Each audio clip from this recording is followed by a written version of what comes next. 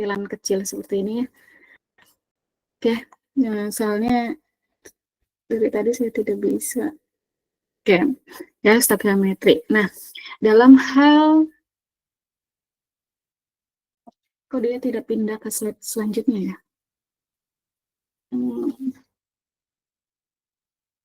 Jaringannya apa ya? Bentar.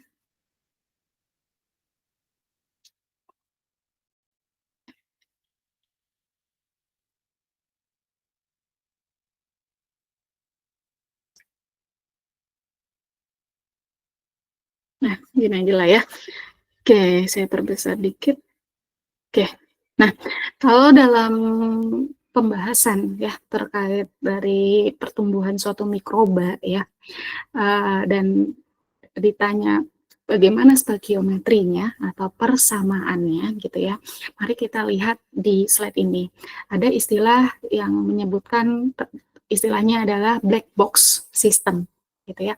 Black box system ini dalam hal pertumbuhan mikroba seperti yang ada di depan ya. Tentunya dalam pertumbuhan mikroba ini itu diperlukan adanya suatu substrat ya, substrat yang nantinya akan menghasilkan suatu produk, dan hal-hal yang nantinya dihasilkan selain produk ya, itu ada hal-hal yang nantinya dihasilkan, itu seperti mengeluarkan panas, terus adanya energi disipasi Gibbs dan lain sebagainya gitu ya. Oke. Pertama kita berbicara tentang substratnya, gini ya. Kalau dalam hal pertumbuhan mikroba, substrat yang harus diperlukan dalam hal pertumbuhan mikroba, pertama adalah adanya sumber C, ya, adanya sumber C, lalu adanya sumber nitrogen, gitu ya, dan perlu adanya donor elektron dan akseptor elektron. Nah, 4 hal itu yang diperlukan, yang harus ada di bahan baku atau yang harus ada di substrat gitu ya, sumber C, sumber N, donor elektron dan akseptor elektron. Nah, lalu nanti dia akan apa namanya, akan bereaksi gitu ya, atau substrat ini gitu ya nanti dimanfaatkan dengan oleh sel gitu ya untuk nantinya akan menghasilkan suatu produk berupa apa saja donor teroksidasi ya. Donor teroksidasi itu yang diakibatkan oleh suatu proses oksidasi di dalam suatu pertumbuhan mikroba ini, kemudian ada akseptor tereduksi dan ada biomasanya. Nah, biomasanya ini yang merupakan suatu, biasanya kami sebut biomas itu adalah mikrobanya gitu ya. Kita menumbuhkan suatu mikroba dan nanti hasilnya itu disebut dengan biomasnya gitu ya. Ini biomas yang di sini itu berbeda dengan biomas yang seperti bahan baku misalnya. Jadi biomas itu, istilah biomas itu bisa dipakai dua hal. Pertama, dalam hal bioproses adalah biomas itu adalah suatu mikrobanya yang tumbuh gitu ya, dan ada yang menggunakan istilah biomas itu adalah sumber bahan baku yang bersumber dari hayati, misalnya apa ya, kulit singkong, yang dari hayati singkong atau gambut dan lain sebagainya yang sumbernya dari hayati kayak gitu kan. Nah, kalau dalam hal ini biomas itu adalah mikroba yang tumbuh gitu ya, yang tumbuh gitu ya, yang nantinya siap untuk digunakan dalam suatu proses fermentasi salah satunya. Nah, selain produk yang dihasilkan, ternyata di dalam suatu pertumbuhan mikroba ini menghasilkan ini, jadi yang bagian atas sama bagian bawah itu adalah HCO3 min, H2O, H+, dan mengeluarkan juga panas. Lalu juga menghasilkan energi disipasi Gibbs-nya. Nah, kalau kalian menumbuhkan suatu mikroba gitu ya dari suatu induk sel gitu ya, dari induk sel, kita ambil gitu ya, kita gesek gitu ke suatu medium cair atau medium agar untuk kita menumbuhkan suatu mikroba kayak gitu ya. Nah, pasti nanti di situ kalian akan menghasilkan si campuran kalian itu akan menghasilkan suatu panas kerasa. Meskipun memang panasnya tidak sepanas yang kalian kira, tapi ada suatu peningkatan panas. Nah, itulah ciri dari mikroba itu tumbuh. Dan kalau dilihat kasat mata gitu ya, nanti yang kita kan gesek mikroba itu dari induknya gitu, kita ambil pakai ose gitu ya kayaknya ya, terus kita campurkan atau kita gesek ke medium agar nanti indikasi mikroba itu tumbuh adalah timbulnya titik-titik bercak-bercak tergantung bentuknya, tergantung warnanya dari mikroba yang nanti tumbuh seperti apa, kayak gitu. Kalau biasanya itu ditandai dengan warna putih kayak gitu ya, nanti semakin banyak seiring dengan waktu nanti ada seiring dengan waktu apakah seminggu atau 2 minggu nanti si mikroba itu yang bercak-bercak putih itu akan semakin banyak gitu. Nah, itu adalah menandakan mikroba itu sudah tumbuh. Terus juga menghasilkan bau yang khas. Biasanya seperti itu ya. Kayak kalian pernah ya tiba-tiba minuman kalian diamkan gitu ya, terus ada jamur, ada apa namanya terkontaminasi dengan jamur dan lain sebagainya, pasti di sana nanti menghasilkan suatu bau yang kurang mengenakan. Nah, tapi itu adalah indikasi bahwa mikroba itu tumbuh gitu ya. Nah, kenapa mikroba itu bisa tumbuh di dalam suatu ya di dalam seperti kayak tadi agar ataupun mediumnya, karena agar atau medium atau makanan-makanan yang kalian tinggalkan gitu ya, itu mengandung senyawa-senyawa yang dibutuhkan dalam pertumbuhan mikroba, yaitu ada sumber C-nya di dalamnya, ada sumber nitrogennya, ada donor elektron dan akseptor elektronnya. Jadi ada sumber nutrisi gitu untuk mikroba itu bisa tumbuh. Nah, contohnya ya, di sini ada suatu pertumbuhan secara aerobik ya pada glukosa dan NH4+. Nah, dalam hal ini ya, berarti di sini sebagai sumber C-nya ya, sumber C-nya adalah glukosa. Ya, kan tadi kan pertumbuhan secara aerobik. Aerobik itu apa? Membutuhkan apa? Membutuhkan oksigen pertumbuhan mikrobanya ya, oksigen ya, ingat ya. Nah, lalu pada glukosa dan NH4+. Berarti si substratnya adalah sebagai sumber C-nya adalah glukosa dan sebagai sumber N-nya pasti yang ada senyawa nitrogennya atau unsur nitrogennya di sini apa? NH4+. Oke. Nah, yang sebagai donor elektronnya ini adalah glukosa dan akseptornya adalah akseptor elektronnya adalah O2. Nah, kenapa O2? Karena dia sistemnya adalah aerobik. Nah, jadi nanti di bagian bawah slide itu saya petakan pasangan donor elektron dengan akseptor elektronnya seperti apa. Jadi ini tidak asal naruh donor elektron apa, akseptor elektron apa, kayak gitu ya. Nah, jadi kalau untuk donor elektron biasanya itu sesuai dengan sumber C-nya. Nah, karena sumber C-nya ini adalah glukosa, maka donor elektronnya adalah glukosa. Lalu akseptor elektron itu adalah karena di sini sistemnya aerobik, jadi O2. Nah, gitu ya. Nah, lalu produknya apa? Nah, kalau produknya berarti ketika misalnya nanti di sini dalam suatu proses pertumbuhan mikroba ini kan mengalami suatu reaksi oksidasi gitu ya, maka donor teroksidasinya adalah dalam bentuk CO2. Nah, bisa CO2 ataupun bisa HCO3- seperti itu. Kemudian akseptor tereduksinya apa? Yaitu H2O dan pastinya nanti produknya adalah biomasnya itu sendiri, gitu ya. Oke. Lalu kalau pertumbuhan secara anaerobik menjadi asam laktat, berarti asam laktatnya ini adalah suatu produk ya. Nah, untuk bisa menjadi asam laktat, sumber C-nya adalah glukosa, gitu ya. Sumber C-nya adalah glukosa, kemudian sumber N-nya adalah NH4+, lalu donor elektronnya adalah yang merupakan sumber C-nya, lalu akseptor elektronnya. Nah, karena di sini anaerobik ya, bukan aerobik ya, maka akseptor elektronnya adalah HCO3-. Nah, lalu produknya adalah donor teroksidasinya dalam bentuk CO2 dan akseptor tereduksinya adalah si asam laktat itu sendiri gitu ya, karena menjadi asam laktat. Jadi akseptor tereduksinya adalah asam laktat. Lalu baru biomas gitu ya. Oke. Terus di sini ada contoh lagi secara aerobik pada asetat dan NH4+.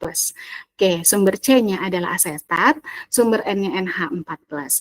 Nah, donor elektronnya yaitu merupakan sumber C-nya, yaitu adalah asetat. Dan akseptor elektronnya, karena di sini adalah aerobik, maka donor elektronnya adalah akseptor elektronnya adalah O2. Lalu sebagai produknya, donor yang teroksidasi adalah CO2, akseptor tereduksi adalah H2O dan biomas. Contoh berikutnya, pertumbuhan secara anaerobik ya, pada asetat dan NH4+ menjadi metana gitu ya. Oke, sumber C-nya adalah asetat, sumber N-nya adalah NH4+, donor elektronnya sesuai dengan sumber C-nya yaitu asetat, akseptor elektronnya karena di sini secara aerobik, ya maka bentuknya adalah HCO3-. Donornya, produknya adalah donor teroksidasinya adalah CO2, akseptor tereduksinya adalah metana, lalu biomas, seperti itu. Nah, ini apa namanya pasangan-pasangannya. Jadi tadi kan kita sudah tahu misalnya kalau secara aerobik sama anaerobik bedanya seperti apa. Yaitu kalau aerobik itu dalam suatu pertumbuhan mikroba membutuhkan suatu oksigen. Kemudian kalau anaerobik ya tidak membutuhkan suatu oksigen. Nah, terus kalau berbicara tentang sumber karbon ya, sumber karbon itu bisa organik, bisa anorganik. Nah, kalau organik itu macam-macamnya, misal sumber karbonnya glukosa, etanol, asam laktat, asam asetat. Tapi kalau anorganik itu adalah CO2. Oke. Nah, terus sebagai donor elektron ya, tadi ya di sini ya, donor elektronnya ya, yang di bagian substratnya ya, donor elektronnya.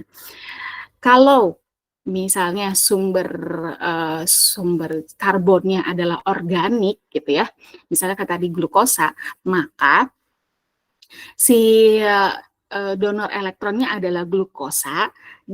Ini ada slash CO2. Nah, CO2 ini merupakan si donor teroksidasinya.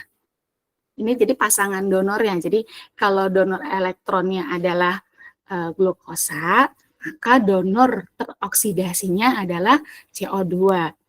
Kalau misalnya donor elektronnya asam laktat, maka donor teroksidasinya CO2 dan seterusnya. Nah, kalau misal pasangan akseptornya, pasangan akseptor itu kan tadi dari hal sistem aerobik atau anaerobik. Nah, kalau misalnya tadi aerobik yaitu adalah O2, si akseptor elektronnya, maka pasangan dengan akseptor tereduksinya adalah di sini air gitu ya, yaitu H2O. Gitu. Terus kalau misalnya tadi yang anaerobik gitu ya, yaitu akseptor elektronnya adalah HCO3-, maka pasangannya yang nanti menjadi akseptor tereduksinya adalah biasanya itu adalah si produk si yang nanti akan dihasilkan selama pertumbuhan mikroba. Tadi misalnya dia akan menjadi suatu asam laktat gitu misalnya seperti itu. Ya, jadi pasangannya kalau di sini beberapa ada HCO3-, terus nanti menjadi asetat, terus ada juga yang menjadi etanol, ada yang menjadi metana, dan lain sebagainya. Jadi ada pasangannya masing-masing seperti itu. Tapi sederhananya seperti yang saya ceritakan sebelumnya, seperti itu ya. Oke, nah sekarang kita masuk ke persamaan stokiometri. Nah, jadi kalau kita lihat dari black box yang tadi sebelumnya, ini ada substrat, terus kemudian ada produk, dan ada hal-hal yang nanti dihasilkan. Nah, kalau kalian lihat di bagian atas ini panahnya bolak-balik ya, itu tergantung dia itu menghasilkan atau memerlukan, gitu ya. Oke, Jadi ketika kita menyusun persamaan stoikiometri, tentunya pertama adalah kita menuliskan terlebih dahulu substratnya. Ya, substrat itu tadi apa? Adanya sumber adanya sumber C, terus ada donor elektron, ada donor akseptor, dan ada sumber N-nya. Gitu ya. Nah, dari A sampai D, A, B, C, D itu kan sebagai substrat. Nah, substrat ini kalau dari kayak yang seperti yang kalian pelajari selama neraca massa gitu ya. Kalau bentuknya reaktan, maka koefisiennya nanti minus atau plus. Kalau dihitung nanti kalau sebagai substrat atau sebagai bahan baku atau sebagai reaktan istilahnya nanti minus, Bu. Ya, sama halnya juga dengan ini ya. Jadi substrat itu nanti koefisiennya minus ya. Minus A, minus B, minus C gitu ya, minus D gitu ya. Tapi nanti ini kan di jumlah-jumlah dulu ya substratnya. Oke, nah lalu H2O, HCO3, H+, ya. Itu adalah yang nantinya itu adalah yang ini. Yang di atas ini. Ya, yang nanti entah itu dihasilkan atau memerlukan. Ya, HCO3, H2O sama H+. Oke. Kemudian dalam produknya gitu ya, di sini ada biomas, ada donor teroksidasi dan akseptor terreduksi yang nantinya koefisiennya plus ya. Nah, nilai semua ini harus nilainya sama dengan 0. Pas stoikiometri seperti itu ya, harus balance 0. Oke. Nah, terus berdasarkan dari penelitian bahwa untuk biomas ya, rumus molekul dari biomas umum ya, ini umumnya yaitu CH1,8 O 0,5 N 0,2. Ini adalah rumus molekul biomasa yang umum yang biasa kami gunakan. Gitu ya. Nah, jadi kan biomas itu kan ya si mikroba yang tumbuh kan. Nah, mikroba yang tumbuh itu kan dia kalian kan pasti tidak tahu nih di biomas itu apa sih di dalamnya kandungannya apa aja sih. Nah, ini yaitu ada C, ada H, ada O, dan ada N gitu. Dan masing-masingnya seperti ini rumus molekulnya CH1,8 O 0,5 N 0,2. Nah, ini yang dipakai seperti itu ya. Oke, kemudian nah, tentunya dari persamaan stoikiometri ini pasti dikenal dengan istilah analisis degree of freedom atau angka derajat kebebasan seperti halnya neraca energi. Di sini D sama dengan N min K. D adalah degree of freedom ya.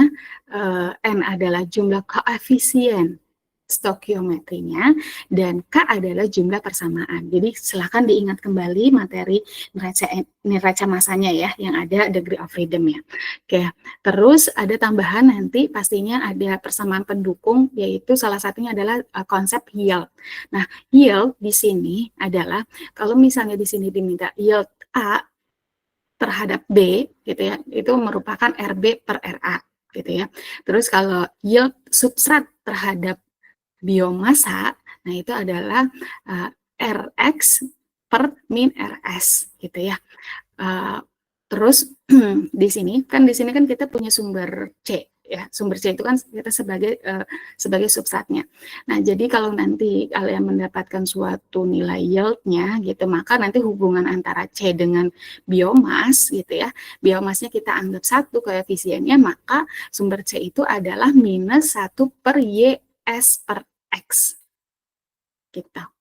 Kan ini yield substrat terhadap biomas. Kalau misalnya biomas kita asumsikan koefisiennya adalah 1, maka sumber C-nya adalah minus 1 per YS per X-nya. Ketika yield substrat terhadap biomasnya sudah diketahui gitu ya. Oke.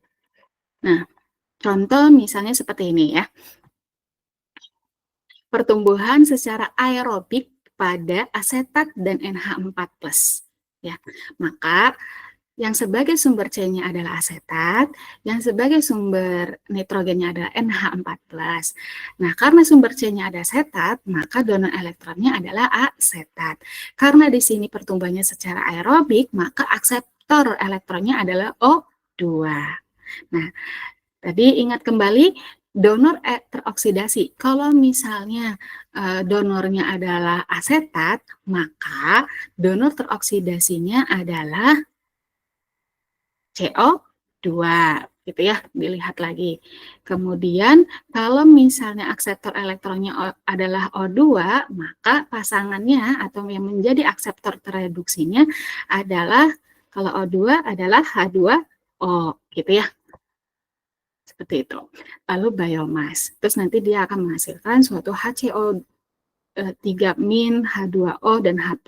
Oh ya, dalam hal stokiometri, untuk bagian panas dengan energi disipasi gapnya itu tidak kami libatkan terlebih dahulu ya. Jadi cukup dengan senyawa-senyawa yang seperti yang ada di sini saja. Jadi panas dan energi disipasi gaps itu kita abaikan ya, seperti itu.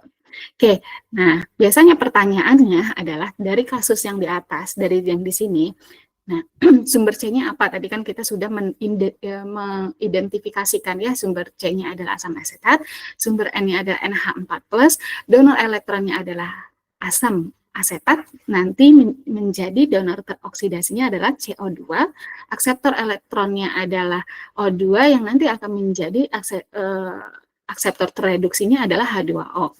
Nah, jadi kita susun dulu nih. Susun dulu, berarti di sini A, B, C, D, E, F, G ini adalah koefisien ya. Koefisien ini ya berarti A adalah milik sumber C, kemudian BO2, CNH4+, nah ditambah dengan D, H2O, HCO3, dan F, H+. Nah, kemudian baru biomasnya seperti itu ya. Nah, kalau di sini ini biomas, ini H+. Oke, bentar. Oh, gini ya. Bu, di sini kan ada H2O-nya ada 2 ya. Nih, di sini kan coba lihat nih ya. Di sini kan substrat, di sini adalah produknya, dan yang di bagian atas juga salah satu yang nanti dihasilkan dari sistem pertumbuhan mikrobanya. Nah, di sini ada H2O-nya ada 2, ada yang sebagai produk dan ada yang di bagian atasnya.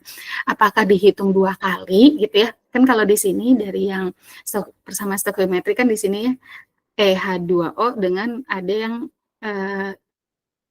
H2O itu menjadi akseptor ya, J akseptor tereduksi.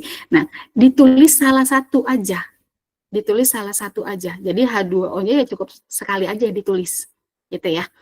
Nah, begitupun dengan nanti kalau kalian di bagian produknya, itu nanti ada HCO3 min gitu misalnya ya. Jadi ambil salah satunya aja. Ya, pokoknya diambil salah satunya aja ya. Seperti itu. Oh, tadi juga kan ada akseptor elektron yang bentuknya kalau anaerobik HCO3 min ya. Nah, di bagian atas kan HCO3 min. Jadi salah satunya aja gitu ya. Nah, kalau di sini yang sama adalah H2O-nya ya. Berarti di sini H2O ditambah HCO3 H+ baru di biomas. Terus untuk Bu, CO2-nya tidak ada ya kalau kalian lihat nih. CO2-nya tidak ada ya. Oke, CO2 itu tidak ada karena bentuk CO2 ini itu sama dengan halnya dengan HCO3 min. Ya, jadi HCO3 min itu adalah bentuk yang sama dengan CO2. Jadi CO2 dengan HCO3 min itu sama. Ya, kalau di sini H2O juga sama dengan H2O yang di atas, dan CO2 juga itu sama dengan HCO3 min yang ada di atas ini. Jadi HCO3 min ini yang nanti dihasilkan itu bisa berupa HCO3 min ataupun CO2 gitu ya. Jadi yang hanya terlibat yang dituliskan itu adalah sumber substratnya lengkap ya. Kemudian yang di bagian atas karena HCO3 min itu sama dengan CO2, jadi kita ambil yang HCO3 min karena sama saja. Kemudian H2O juga ada 2, kita ambil salah satunya. Terus tersisa dengan H+, terus baru biomasnya. Jadi yang ini ya. Oke, kemudian bagaimana cara menghitungnya? Oke, tadi kan kalian ingat di degree of freedom itu ada D, N, sama K. D itu ada degree of freedom, N itu adalah jumlah koefisien stokiometri, dan K adalah jumlah persamaan. Oke, bagaimana cara menghitungnya? Oke, nah ini ya tadi ya. N-nya adalah 7. Tadi N itu apa? N itu adalah jumlah koefisien stokiometri. Jumlah koefisien stokiometri. Nah, dari mana itu? 1, 2, 3, 4, 5, 6, 7. Ada 7 variabel nih. A, B, C, D, E, F, G. 7 variabel. Kalau K itu adalah banyaknya, tadi banyaknya jumlah persamaan yang bisa kalian tulis gitu ya. Nah, coba gini, kan di sini kan kita itu menggunakan neraca atom. Ya, oke. Kita mulai dari neraca C. Tadi kan untuk yang N 7 variabel sudah tahu ya, yaitu banyaknya senyawa yang terlibat. Ada ini CH3COH, ada O2, ada NH4+, ada H2O. Ya, jadi H2O-nya cukup disebut sekali saja. HCO3- juga cukup disebut sekali saja karena ini sama dengan CO2. Terus H+, terus sama biomasnya. Berarti ada 7 variabel. Lalu untuk persamaannya seperti apa? Kita menggunakan persamaan atom. Ya, neraca atom. Nah, pertama adalah neraca C. Nah, C dilihat dari persamaan yang di atas. Ya, berarti C di sini ada 2A, terus mana lagi C? E, ya, 1 kali E ditambah ada lagi yang G ya di sini sama dengan 0. Terus neraca atom H, lihat lagi sama dengan 0. Neraca atom O, ya, gini. Neraca atom N, seperti ini. Nah, selain neraca atom, yang kita harus buat kembali adalah neraca muatan. Nah, kenapa muatan? Karena di dalam persamaan stokiometri ini terdapat senyawa yang bermuatan. Nah, ada NH4+, ada HCO3-. Bagaimana cara membuat neraca muatan? Karena di sini ada koefisiennya C, terus muatan di sini plus, berarti di sini C, lalu ditambah ada E-, ya, min 1 kali E, dan ada H+, ya, berarti F sama dengan 0. Nah, jadi di sini melibatkan berapa persamaan? 1, 2, 3, 4, 5. Ada 5 persamaan. Sehingga degree of freedom-nya adalah N dikurangi K sama dengan 2. Nah, artinya masih ada harus ada 2 persamaan yang dibutuhkan. Ya, kan ini tersisanya degree of freedom-nya ada 2 ya. Nah, berarti harus ada 2 persamaan pendukung yang kalian perlukan gitu ya. Pertama adalah berarti yang bisa kalian yang bisa membantu perhitungan kalian adalah yield. Ya, yield ini harus diketahui gitu ya. Yield substrat terhadap biomas, ini tulisan YS per X ini sama dengan YD per X ya, karena setiap buku itu notasinya suka berbeda-beda. Tergantung, pokoknya intinya ini yield substrat terhadap biomas. Nah, di sini diketahui, misalnya diketahui ya 0,05. Nah, jadi tadi yang seperti yang saya bilang, kalau misalnya kita mengasumsikan G-nya, G itu adalah koefisien biomasnya adalah 1, nah asumsi ini pun ini menjadi bantuan dari kekurangan dari degree of freedom kita. Kan kita punyanya degree of freedom kita kan 2 ya, kelebihan 2 ya, nilainya 2, berarti kan yang kita harus memunculkan suatu asumsi-asumsi atau basis-basis yang untuk dipergunakan untuk membantu dalam perhitungan stokiometri. Seperti halnya neraca ketika kalian mengerjakan neraca massa ya. Nah, jadi asumsi yang bisa dipakai adalah koefisien biomasnya kita anggap 1. Nah, ketika dianggap 1, maka nilai A yang sumber C-nya ini bisa dihitung dengan A itu adalah minus 1 per YS per X. Nah, berarti yield substrat terhadap biomas ini harus diketahui. Biasanya nanti diketahui di dalam suatu soal. Nah, jadi seperti bentuk berarti di sini min 1 dibagi dengan 0,05 yaitu adalah min 20. Nah, jadi di sini sudah ada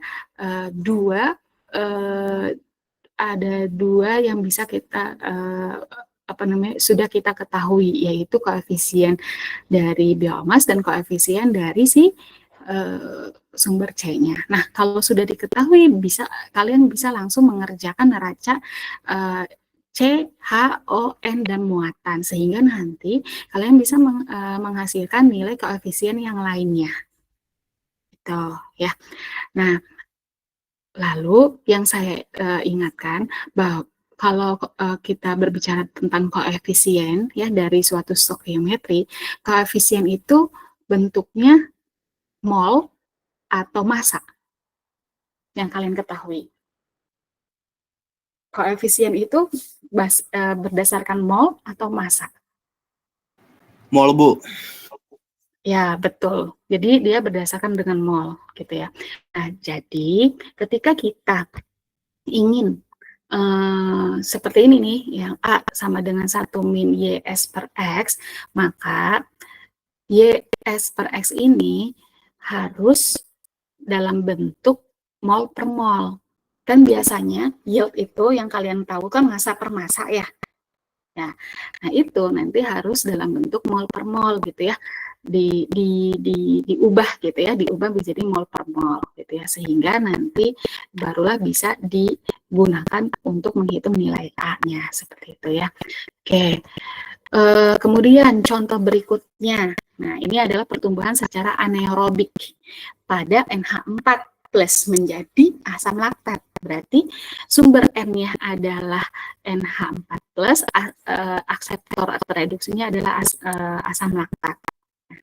Karena di sini bentuknya anaerobik, berarti di sini HCO3 min, ya, terus sumber C-nya adalah glukosa, donor elektronya glukosa, terus karena di sini glukosa, maka dia jadi CO2, ya, akseptor reduksinya asam laktat, gitu ya. Nah, di sini kan HCO3-nya ada satu sama ada akseptor elektronnya kan HCO3, terus yang di atas HCO3. Nah, bagaimana cara membuat si stoikiometrinya? Nah, seperti ini.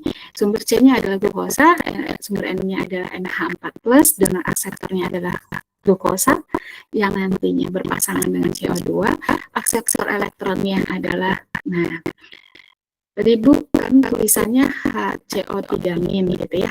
Nah, jadi HCO3- itu sama halnya dengan CO2. Jadi bisa ditulis HCO3- ataupun CO2. Ya, jadi CO2 itu bentuk lainnya adalah HCO3- ya. Jadi di sini akseptor elektronnya adalah CO2 menjadi asam laktat. Nah, sehingga stokiometriknya adalah ini sumber C-nya, sumber N-nya, kemudian ini adalah H2O. H2O itu apa tadi yang menjadi produknya ya. Terus HCO3-nya. Nah, jadi kan di sini nih ya, kan HCO3-nya ada HCC yang sebagai akseptor elektron, yang sebagai yang nanti dihasilkan dari suatu sistem pertumbuhan dari sistem pertumbuhan mikrobanya, dan juga menjadi donor teroksidasi. Ya kan CO2 itu bentuk lain dari HCO3-. Jadi tiga peranan yang CO2 atau HCO3 ini disebut satu saja. Maksudnya disebutnya sekali saja gitu. Jadi nggak perlu ditulis sampai 3 kali gitu ya. Jadi ini adalah HCO3-. Kemudian H+ ya sisanya. Kemudian di sini ada biomas dan ada asam laktat. Nah, gitu ya. Sama dengan 0. Sehingga DNK berarti N-nya berapa? 1, 2, 3, 4, 5, 6, 7. Oke. N-nya 7, lalu H-nya berarti kali 5. Neraca C, H, O, N, dan neraca muatan. Gitu ya. Seperti yang tadi, ya. Kemudian, nanti kita mengasumsikan bahwa koefisien dari glioblasnya adalah 1, maka nanti kita bisa menghitung nilai A-nya dengan bantuan variabel yield-nya yang di sini misalnya diketahui 0,05-nya, terus bisa dihitung A, B, C, D, E-nya dan sampai G-nya gitu ya. Oke, nah sekarang coba, nah di sini ada dua latihan yang tentunya nanti diselesaikan. Nah di sini biasanya nanti pertanyaannya itu adalah definisikan sistemnya. Nah maksudnya definisikan sistemnya itu adalah sumber J-nya apa, sumber M-nya apa, donor L-nya apa, pasangan donornya, dan aksesor L-nya apa. Nah ini yang seperti yang definisi ini. Nah, definisikan tuh yang ini ya, sumbernya apa, M-nya apa, dengan elektronnya, dengan pasangannya apa, aksesornya apa, dan persamaannya apa. Ya. Jangan lupa kalau CO2 dengan HCO3 itu sama, jadi cuma diselisihkan sekali saja. Kalau tadi ada H2O juga karena secara aerobik ya, maka disebut satu saja H2O-nya, yaitu jangan lupa. Terus analisis DOF-nya, analisis DOF-nya itu ya kalian ini menghitung berapa M-nya, berapa K-nya, dan berapa D-nya ya, analisis dengan menuliskan seperti ini. Terus tentukan koefisien stoikiometri yang reaksinya apabila diketahui YS per X-nya yield kecil.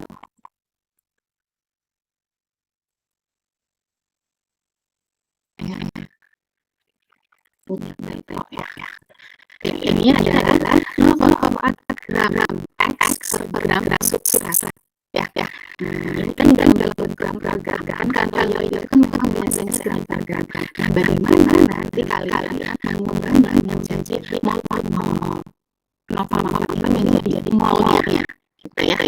Nah, kalian sudah kalau gram ke mol bagaimana caranya? Gram mol mana?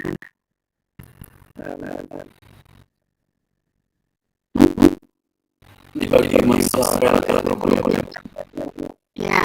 Jadi kalau kita ingin tahu mol berarti gram per mR-nya. Kita kan di sini sudah tahu ya mR dari substrat kita, misalnya di sini adalah glukosa, kita kan tahu C6 H12 O6. Kemudian dari biomasnya kan itu XX biomasnya adalah kita menggunakan rumus molekul biomasa masing-masing yaitu CH 1,8 O 0,5 N 0,4 gitu ya. Gitu terus baru bisa digunakan. Nah, ini kan di sini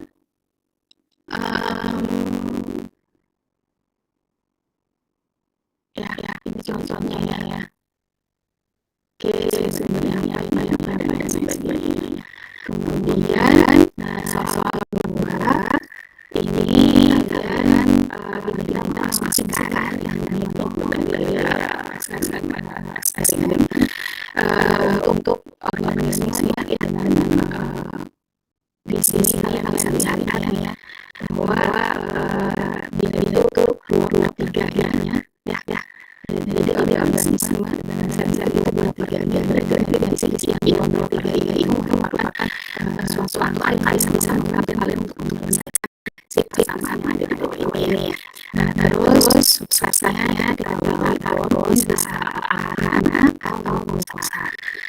Untuk dengan menjadikan suatu biomas. Nah di sini kita bisa mengambil koefisien untuk reaksi biologikalnya hexadenana seperti ini, terus ada glukosanya seperti ini, dan terus hitung dengan yieldnya ekspresinya itu adalah sel substrat, terus ini sel terus sel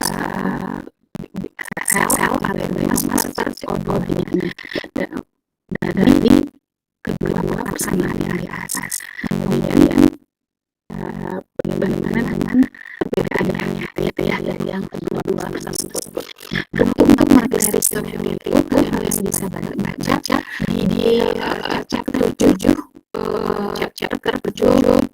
dari buku Sulaki ya. Di Sulaki itu sudah ada gitu. Oke. Nah, bagaimana untuk soal dari nomor ini gitu ya. Soal dari satu ini soalnya seperti apa? Maksudnya kasusnya itu terserah kalian ini kalian mau kasusnya seperti apa gitu ya. Apakah kalian mau secara aerobik gitu ya, ambil dari ini kan hanya ditambahkan intinya ya. Jadi terserah kalian nanti kalian mau berjamnya mau glukosa dan secara aerobik nanti hasilnya seperti yang bisa disebutkan di atas gitu. Oke. Ya. Jadi untuk seperti pertumbuhan berubah seperti itu ya. Jadi yang perlu kalian pahami ini adalah pasangan ini dosor sama faktornya jangan sampai lupa. Terus kemudian menuliskan stok bersama stokiometrinya ya dan menghitung dividendnya, lalu menghitung berapa masing-masing koefisiennya dengan bantuan dari nilai yang nanti diketahui gitu. Oke, gitu ya. Saya buka bambu suatu kalinya ya.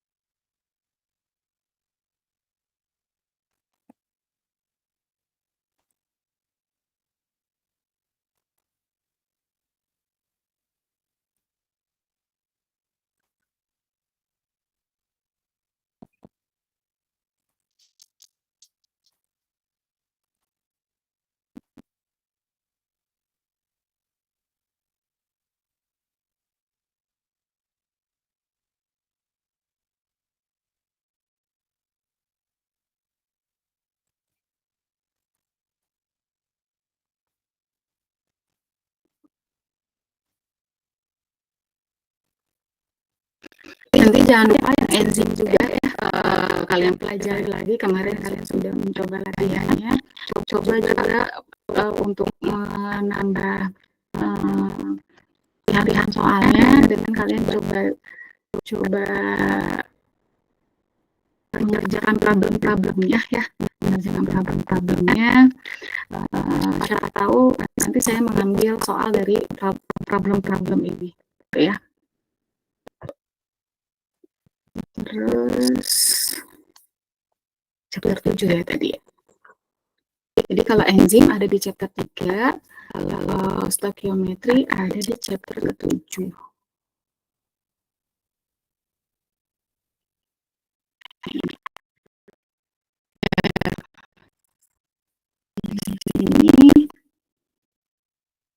Ini sama ya. Kalau di sini ada istilah respiratory equitian ya. Itu kalau misalnya kita yang simpel-simpel aja ya. Ini ya tadi ya.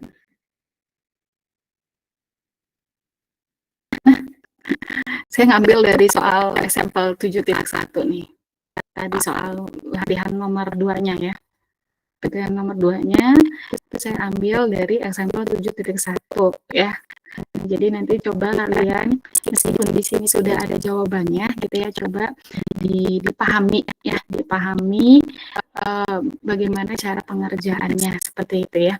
Nah, di sini kan tadi ada 2 reaksi ya, kalian nanti masing-masing dari reaksi tersebut harus dihitung nanti berapa nilai YXS dan YXO2 untuk masing-masing dari 2 reaksi ini gitu ya. Nah, tentunya nanti di sini ada harus dihitung dua-duanya untuk menghitung masing-masing koefisiennya dari masing-masing reaksinya. Kemudian tuh nanti kalian ikuti, tapi tolong dipahami ya. Gitu. Nah, kalau di sini kesimpulannya ya, kalau untuk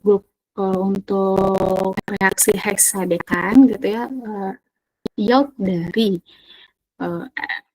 biomas per substratnya adalah 0,98 gitu ya, gram dari selnya dan per gram substratnya. Kemudian kalau untuk X per O2-nya adalah biomas per oksigennya gitu ya. Gitu. Nah, jadi kalau untuk kan seperti yang saya bilang, yield itu kan adalah massa. Nah, sedangkan koefisien kita itu kan adalah mol. Jadi ketika ingin tahu massanya, ya berarti tinggal dikalikan aja, mol dikalikan MR-nya, kayak gitu. Makanya ada ini dikalikan ini dikalikan ini. Gitu ya. Jadi simple banget ini stokiometri persamaan. Ya, persamaan stokiometri ini. Gitu ya. Kemudian, kalau ke bawah itu sudah melibatkan ATP ya, tapi kita di sini saya tidak lanjut ke mengenai ATP, jadi cukup sederhana saja, hanya melibatkan substrat, kemudian produk, dan hal-hal yang tadi yang di bagian atasnya HCO3 min, H2, dan H2O. H plus dan H2O. Gitu ya. Nah, di sini juga ada problem-problemnya, silakan coba. Yang sederhananya bisa kalian coba latihan sendiri ya. Gitu. Seperti itu ya. Ada yang ingin tanyakan? Stop sharing dulu. Ya. Ibu mau nanya, untuk ngerjainnya di HVS kan, Bu, ya? Oh, ya seperti pada kayak kemarin gitu ya. Dan dikumpulkan lewat kuliah.itera ya. Ya nanti kalian scan aja. Kayak kemarin, kayak pengerjaan kemarin. Ya. Itu. Jadi dikumpulkannya tidak secara hard file ya, tapi soft file. Jangan lupa identitas namanya. Gitu. Dikerjakan ya, karena kemarin minggu lalu atau beberapa jauh dari deadline yang tanggal 7, saya lihat ada yang sudah upload, dan saya lihat ternyata yang upload tersebut ternyata belum menyelesaikan soalnya, soal yang kemarin. Kan soal kemarin ada berapa tuh? Nah, cuma mengerjakan beberapanya doang. Nah, saya harap dikerjakan semuanya. Gitu ya. Kalau di sini ada 2 soal, ya 2 soalnya dikerjakan. Gitu ya. Yang salah satunya. Gitu ya. Silakan dikerjakan materi stokiometri ini. Gitu ya. Kelas RA, RB sama RC soalnya berbeda ya. Gitu. Iya dong, berbeda. Kan waktunya juga berbeda. Waktu berbeda, nah, ini juga berbeda soalnya. Tapi kisi-kisinya sama. Ya, kisi-kisinya sama. Ya, pastilah kisi-kisinya mau pasti sama ya. Gitu. Tapi soal berbeda. Nah, kalau kalian mengerjakan soal-soal kemarin dengan penuh penghayatan, mengerti, gitu ya. Nah, insya Allah bisa menjawab. Dan close book. Iya dong, close book. Ya, gitu. Nggak usah kaget, close book. Ya, gitu. Dari saya 3 soal, dari Bu Dev nanti ada beberapa soal. Gitu. Oke. Nah, jadi silakan ya. Terus sama sepertinya ternyata liburan kemarin itu dihitung sebagai perkuliahan, minggu perkuliahan. Jadi artinya 2 pertemuan saya masih belum ya, yaitu bioreaktor ya. Nah, dan kebetulan harusnya karena kalau berdasarkan fakultas liburan kemarin itu tuh sebenarnya masih dihitung minggu perkuliahan. Jadi minggu depan itu sudah masuk minggu ke-11 kalau kita hitung. Nah, minggu 11 itu artinya sudah mulai masuk pajabosar. Nah, tapi karena kita di sini keselang dengan liburan, jadi saya minta untuk nanti pajabosar dan nanti ketua kelas tolong ingatkan kembali gitu ya. Pajabosar akan mengisi di pekan mulai tanggal 21 pajabosar. Oke. Dan sampai nanti UAS ya. Itu dari tanggal 21 sampai UAS gitu. Nah, untuk UTS-nya jadi tetap dilaksanakan di tanggal 14 sama 17, pokoknya sesuai dengan jadwalnya masing-masing ya. Nah, berarti harus ada satu pertemuan lagi, satu pertemuan aja deh, saya jadikan satu. Maksudnya kan bioreaktor itu sebenarnya 2 pertemuan, saya jadikan satu saja, pengenalan bioreaktor. Itu saya minta seperti biasa, kalian rembukan hari kapan untuk digabung kelasnya. Dan secara online saja ya, meskipun nanti kalian sudah ada di minggu depan, sudah ada di sini gitu ya, tapi saya minta online saja karena kan ini digabung kelasnya ya, kelas RA, RB, RSC. Jadi tolong nanti dirembukan lagi kelas gabungan untuk satu materi ini tentang bioreaktor, materi setelah UTS. Dan saya minta jadwalnya itu di antara tanggal 14 sampai tanggal 18 ya. Nah, kalau kalian ingin 18 itu tanggal merah apa ya? Kalau kalian tidak sibuk atau tidak ada agenda, saya lupa 18 itu libur apa ya? Oh, Pasca ya. Pasti di sini ada ini ya, ada acara ya yang agama yang merayakan ya. Ada Bu. Kalau ya, jadi tolong ini aja diatur aja di pekan depan satu slot jadwal perkuliahan saya kembali gitu ya. Itu di luar dari jadwal UTS ya. Jadi di luar jadwal UTS, di luar jadwal kelas gitu ya. Kan kelasnya nanti jadiin UTS ya. Itu tentang bioreaktor gitu ya. Nanti udah gitu pekan tanggal 21-nya itu udah masuk pajabosar itu. Ya. Gitu, saya minta bantuan untuk atur jadwalnya ya. Biasa. Kalau mau di hari Rabu lagi di jam yang sama boleh, karena kan Rabu itu memang pada dasarnya kami juga yang dosen ada rapat gitu, rapatnya siang, jadi paginya kosong gitu, dan kalian juga kan kosong ya, ya terserah, nanti tolong diinfokan ke saya lagi, gitu ya. Nah, jadi tolong dikerjakan si soal ini, kira-kira ini kan 2 soal nih, mau tanggal berapa selesainya?